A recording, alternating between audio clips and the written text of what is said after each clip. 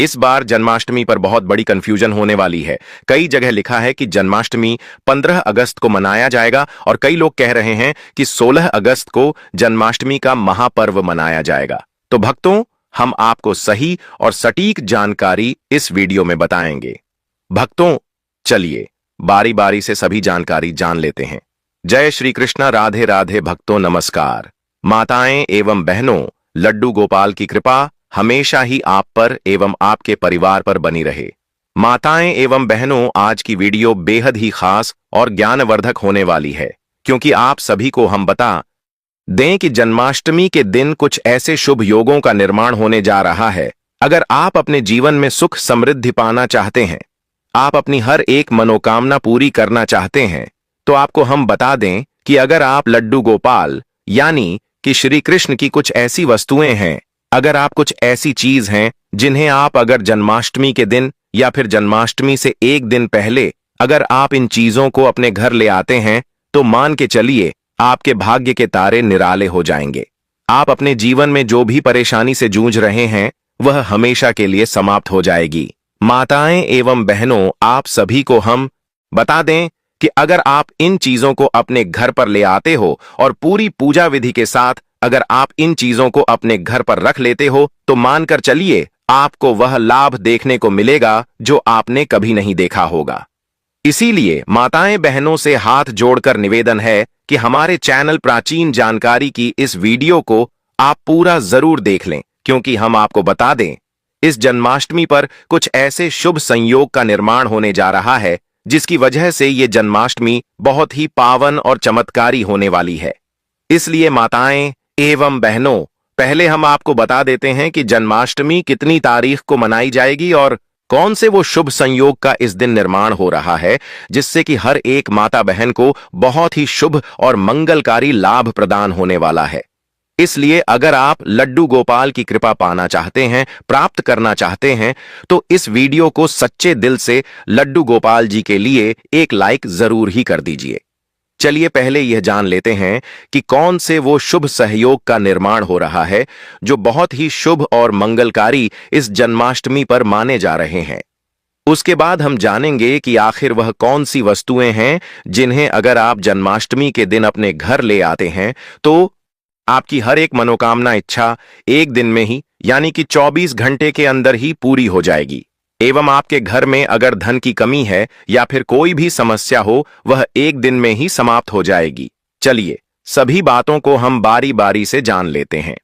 जन्माष्टमी पर अब की बार अमृत सिद्ध योग, महालक्ष्मी योग, धन योग, ग्रह नक्षत्र योग, बृहस्पति योग, शुक्र योग का निर्माण हो रहा है। कृष्ण जन्माष्टमी पूजन का शुभ मुहूर्त, जन्माष्टमी का पर्व इस बार 15 या 16 अगस्त कब है? जन्माष्टमी जानिए तिथि, पूजा का शुभ मुहूर्त और धार्मिक महत्व। वैदिक पंचांग के अनुसार हर साल भाद्रपद माह के कृष्ण पक्ष की अष्टमी तिथि पर जगत के पालनहार भगवान श्री कृष्ण का अवतरण दिवस मनाया जाता है। हिंदू धर्म में कृष्ण जन्माष्टमी का विशेष महत्व है। पंचांग मुताबिक हर साल श्री कृष्ण जन्माष्टमी भादो मास के कृष्ण पक्ष की अष्टमी तिथि को मनाए जाने का विधान है। इस दिन भगवान श्री कृष्ण जन्मोत्सव होता है। आपको बता दें कि भगवान श्री कृष्ण के जन्म के समय अष्टमी तिथि रोहिणी नक्षत्र, लग्न वृषभ राशि और बुधवार का दिन था। वहीं भगवान का जन्म मध्य रात्रि को हुआ था। इस दिन श्री कृष्ण के बाल स्वरूप लड्डू गोपाल के रूप में उनकी मूर्ति का पूजन करना शुभ होता है। इस साल जन्माष्टमी का पर्व 15 अगस्त को मनाया जाएगा।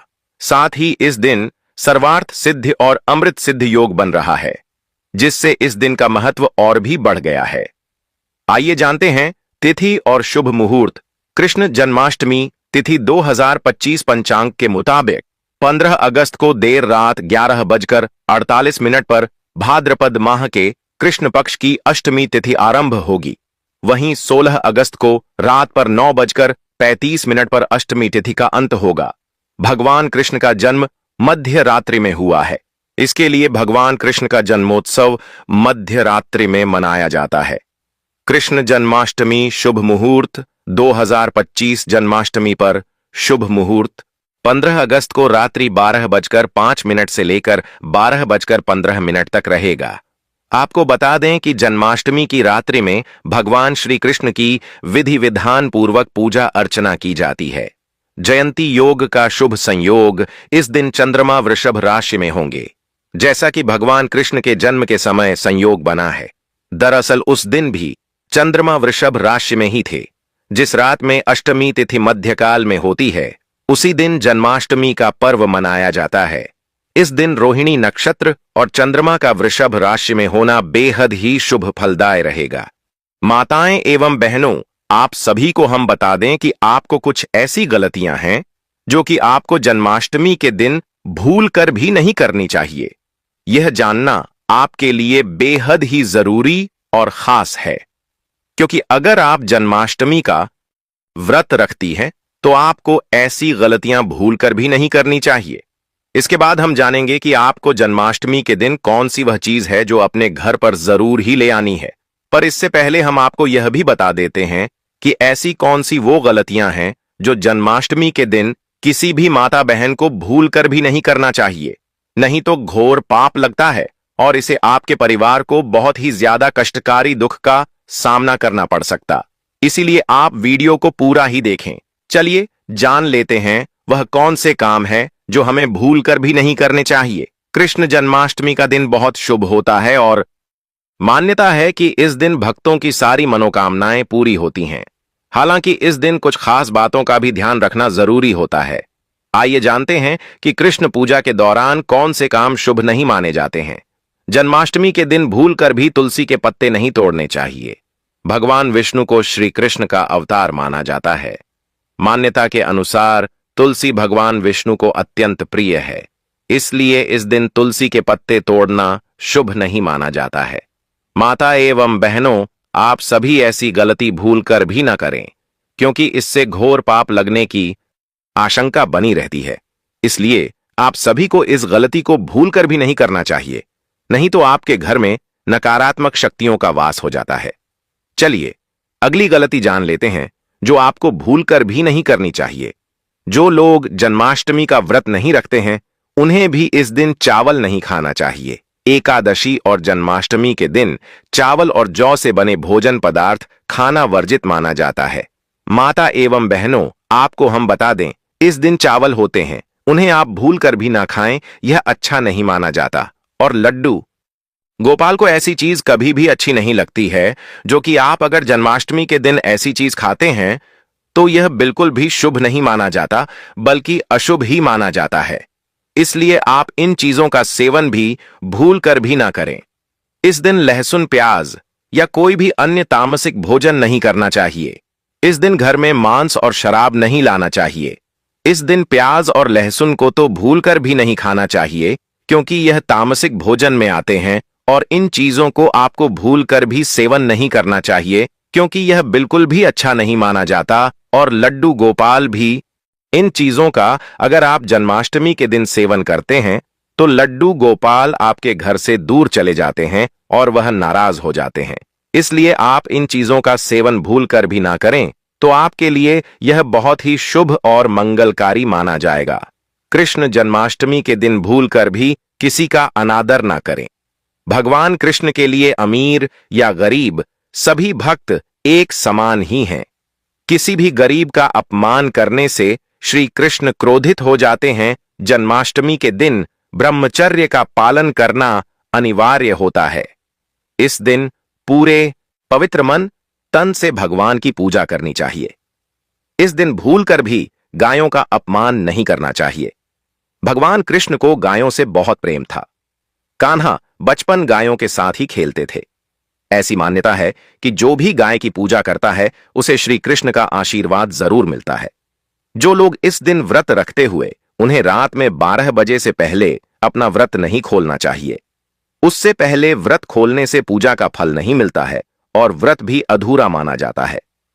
माताएं एवं बहनों, चलिए अब जान लेते हैं कि वह कौन सी ऐसी चीज है जिन्हें अगर आप लड्डू गोपाल की कृपा पाने के लिए, यानी कि लड्डू गोपाल की कृपा प्राप्त करने के लिए, अगर आप जन्माष्टमी के दिन आप इन चीजों को खरीदकर अपने घर ले आते हैं तो मानकर चलिए आपका भाग्य बदल जाएगा। माताएं एवं बहनों, आप सभी से हाथ जोड़कर निवेदन है, कि हमारे चैनल प्राचीन जानकारी की इस वीडियो को अभी तक आप देख रहे हैं तो कमेंट बॉक्स में जय जय लड्डू गोपाल जय श्री कृष्ण अवश्य ही लिख दें, जिससे कि आपकी हर एक मनोकामना लड्डू गोपाल तक पहुंच जाएगी और हर एक मनोकामना 24 घंटे के अंदर ही पूरी हो जाएगी। चलिए जान लेते हैं कौन सी है वह वस्तुएं जिन्हें अगर आप जन्माष्टमी के इतने पावन अवसर पर अपने घर ले आते हैं तो आपको वह लाभ देखने को मिलेगा जो आपने अपनी जिंदगी में कभी कल्पना भी नहीं की होगी। इसलिए हम सभी बातों को आप सभी को बारी बारी से बताएंगे।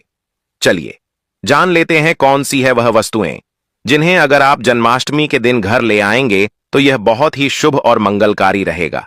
माताएं एवं बहनों, आप सभी को हम बता दें कि आपको यह तो याद ही होगा कि भगवान श्री कृष्ण को माखन बचपन से ही पसंद था। श्री कृष्ण घरों से माखन चुराकर खाते थे, इसलिए उनको माखन चोर भी कहा जाता है। जन्माष्टमी के दिन अगर माखन में तुलसी डालकर भगवान श्री कृष्ण को अर्पण करते हैं तो सारी मनोकामनाएं पूर्ण होंगी। बांसुरी, जब भी आप भगवान श्री कृष्ण का चित्र देखते हैं तो उसमें बांसुरी अवश्य होती है। भगवान श्री कृष्ण को बांसुरी अति प्रिय है। बांसुरी प्रेम के कारण इन्हें बंसीधर के नाम से भी जाना जाता है।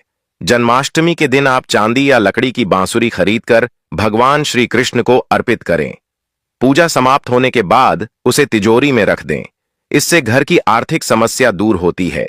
गाय बछड़े की मूर्ति ज्योतिष शास्त्र के अनुसार गाय में कई देवी देवताओं का वास होता है। अगर आप घर की बनी पहली रोटी गाय को खिलाते हैं तो सारे ग्रह दोष समाप्त हो जाते हैं।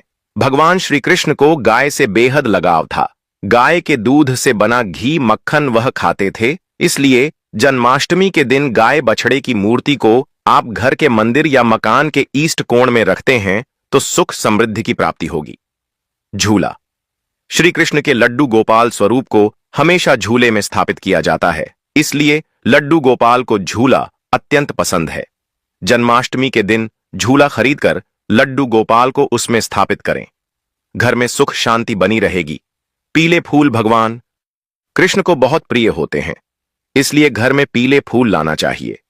पीले फूल सुख और समृद्धि का प्रतीक होते हैं। पीले फूलों को भगवान कृष्ण की पूजा में चढ़ाने से घर में सुख और समृद्धि आती है। पीले फूलों को घर में सजाने से घर की सुंदरता बढ़ती है। भगवान कृष्ण को दही और मक्खन बहुत पसंद था, इसलिए घर में दही और मक्खन लाना चाहिए। दही और मक्खन स्वास्थ्य और सुख का प्रतीक होते हैं। दही और मक्खन को भगवान कृष्ण की पूजा में चढ़ाने से घर में स्वास्थ्य और सुख आता है। दही और मक्खन को घर में खाने से स्वास्थ्य अच्छा रहता है। भगवान कृष्ण के मोरपंख बहुत प्रसिद्ध हैं, इसलिए घर में मोरपंख लाना चाहिए। मोरपंख सौंदर्य और सुख का प्रतीक होता है। मोरपंख को भगवान कृष्ण की पूजा में चढ़ाने से घर में सौंदर्य और सुख आता है। मोरपंख को घर में सजाने से घर की सुंदरता बढ़ती है। बांसुरी संगीत और सुख का प्रतीक होती है।